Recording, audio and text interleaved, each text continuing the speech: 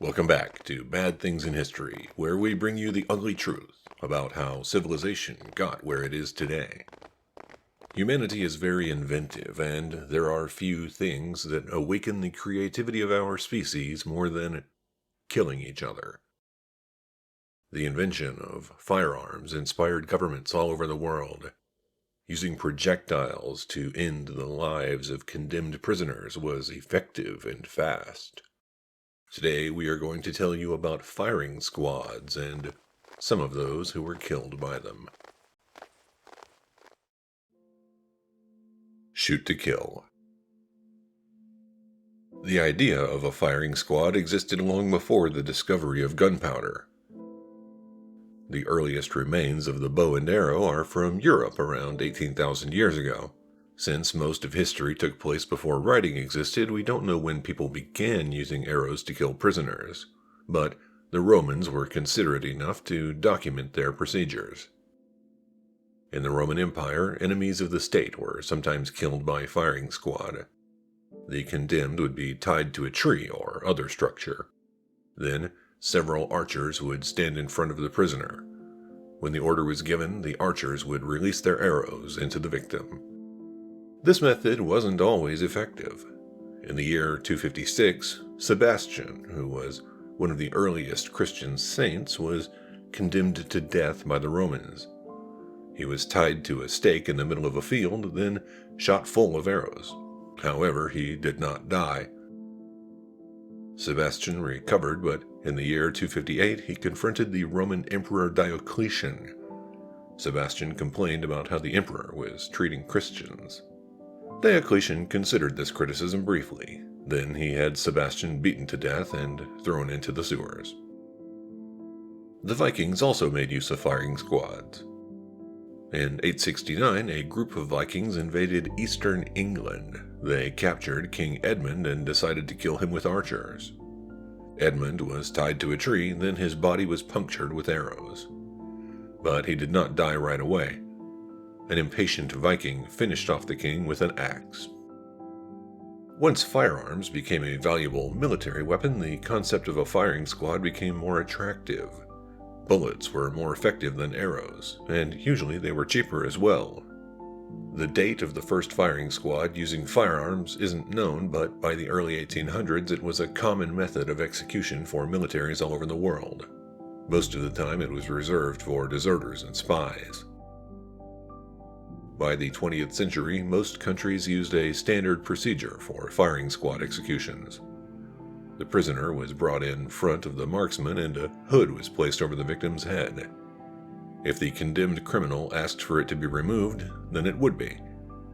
In most cases, a target would be placed over the heart. This indicated where the shooters were supposed to aim. The number of marksmen aiming at the target varied, but usually one of them would have a blank cartridge loaded into the rifle. This was done, supposedly, so that none of the shooters knew who actually killed the prisoner. Experienced soldiers knew the difference, as blanks didn't cause the weapon to recoil.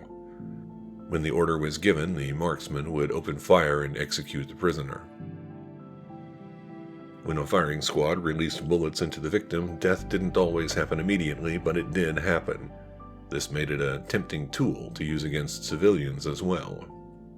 We will discuss that more in a future episode. For now, our focus is on crime and punishment. Today, very few countries use firing squads as a method for killing convicted criminals. China usually kills with lethal injection. Sometimes they choose to put a single bullet into the head of the prisoner. They might also send the relatives a bill for the cost of the round used during the execution. Iran also follows this method when using guns to kill criminals. Taiwan tends to be more humane. Officials sedate the prisoner, then put a bullet into the heart or brain.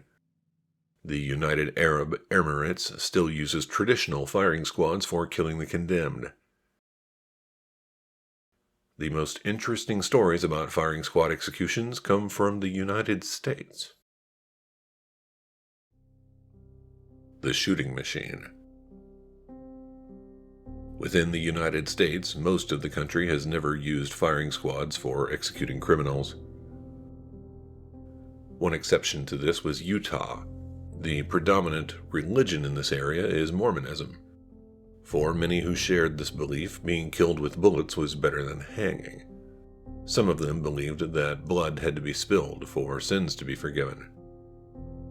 Starting in January 1911, Nevada became the second state to allow firing squads. Within a year, the first victim would arrive. Andrija Mirković was born in 1879 in Austria-Hungary. He migrated to the United States around 1910. He didn't speak English very well and was illiterate in his own language, so he didn't really understand what was happening most of the time. On February 23, 1911, Andrija's cousin died in a fire, but he didn't have a will. John Gregovich was the lawyer who handled the estate. When the assets were finally distributed months later, Andrija was angry. He didn't understand how probate law worked and thought that he deserved more. Andrija decided to settle this score with a knife. Early on the morning of May 14, 1912, John Gregovich was at the train depot. He was having a conversation with someone when Andrija approached, yelling, "I will get you, you old son of a bitch!" Andrija then stabbed John in the chest and groin. Although a nearby doctor tried to help, the injured man bled to death. On June 15, 1912, Andrija Mirković was sentenced to death, but he thought hanging took too long, so he chose the firing squad option instead. The warden of Nevada State Prison was George W. Cowing, but he had a problem. Nobody would volunteer for a firing squad, but the state of Nevada remained committed to following the law. A special machine was constructed to ensure that Andrija was killed with bullets. A rack of 3 rifles was attached to a steel frame. The trigger mechanisms on the rifles were connected to strings. These strings were then attached to a spring. 3 prison guards would operate the machine. Each would cut a string. Only one string would cause the rifles to fire. None of the guards knew which string did it. When the machine arrived, prison warden George Cowing refused to have anything to do with it. He resigned. Denver S. Dickinson was a former governor of Nevada. He was happy to accept the role of warden and oversee Andrija's execution. On the morning of May 14, 1912, Andrija Mirković was brought into the execution chamber. He said his last words, which were, "I die like a soldier." The strings were cut and the machine fired. 2 rounds entered the heart and killed Andrija instantly. The machine was never used again. Nevada also never used firing squads again. The law allowing their use was repealed in 1921. The shooting machine was placed into storage for decades. In July 1942, it was donated as scrap metal to help the United States military during World War II. The experiment. On one rare occasion, a condemned prisoner decided to help scientists learn something new. John Deering was born in September 1898. He was raised in Chicago, Illinois. John was a troubled youth and was in and out of jail all the time. On May 7, 1938, John Deering carjacked a couple in Salt Lake City, Utah. 2 days later, he shot a real estate agent who died. On July 29, 1938, John Deering was arrested in Hamtramck, Michigan. He was accused of robbing a finance company. While sitting in a Michigan prison, John received news that his mother had died. He became depressed and decided it was better to die than sit in prison for decades, so he began confessing to the murders in Utah. John's wish was granted. After a short trial, he was found guilty by a Utah court and sentenced to death. He decided to choose death by firing squad. He also agreed to let doctors monitor his heart during the execution. On the morning of October 31st, 1938, John Deering was brought to the execution chamber. There were 75 witnesses present to watch the event. A guard placed a hood over John's head, then he placed a paper target over the heart. A physician attached sensors to the wrists, which were in turn connected to an electrocardiogram. John Deering was allowed to speak his last words. "Goodbye and good luck. Okay, let it go." He was then shot by the marksman. When the bullets entered John's heart, it began spasming 4 seconds later. Finally, it stopped after about 16 seconds, but he struggled for breath for nearly a minute before finally passing away. After being shot, it took 134 seconds for John Deering to die. The last to go. Ronnie Lee Gardner was born in Salt Lake City, Utah on January 16, 1961. He had a very troubling childhood. Ronnie's father left the family when he was just a baby. At a year and a half old, authorities found Ronnie walking down the street in dirty diapers, but instead of helping the child, they returned him to his mother. In February 1980, he was convicted of robbery.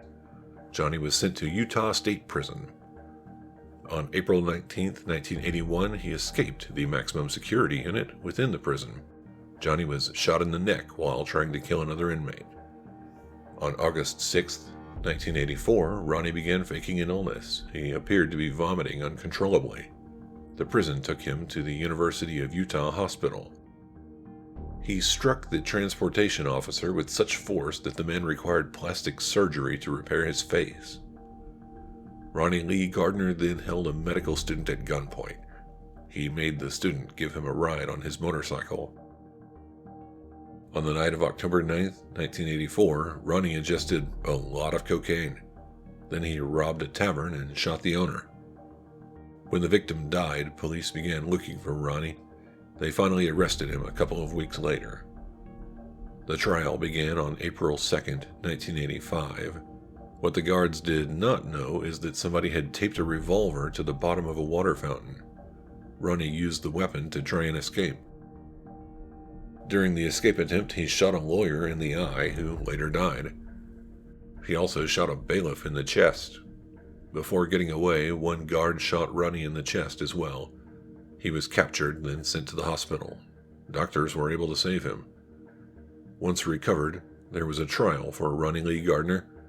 Jurors considered his fate, and on October 22, 1985, they found him guilty. He was sentenced to death. Given the choice between hanging and firing squad, Ronnie thought death from bullets was the better option. When explaining his choice to the court, he said, "I'd prefer to die of old age, Your Honor, but if that ain't possible, I'll take the firing squad." For the next 25 years, attorneys tried to get Ronnie's sentence reduced. At the same time, Utah officials tried to convince him to choose lethal injection instead. Ronnie refused, saying, "I like the firing squad. It's so much easier and there's no mistakes."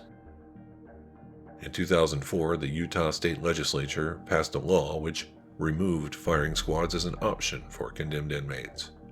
But those convicted before 2004 still had the right to choose it. The state of Utah had no choice. They had to honor Ronnie's wishes.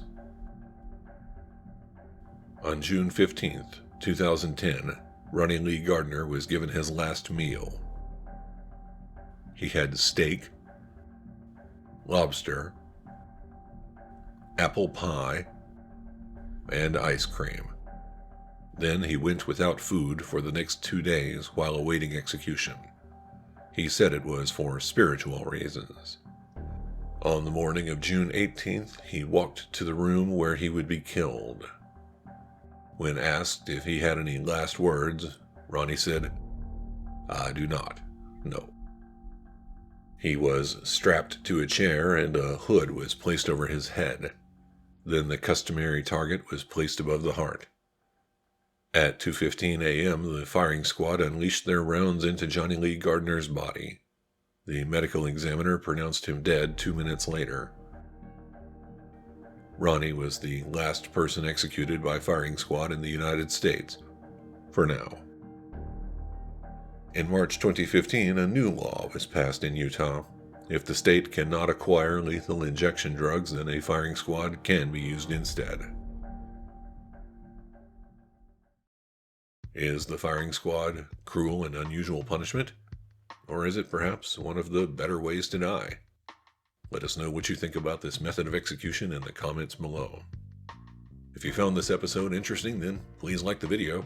Subscribe to our channel if you want to learn more. We cover a wide range of topics, but we do have more episodes about execution methods if that's what you want.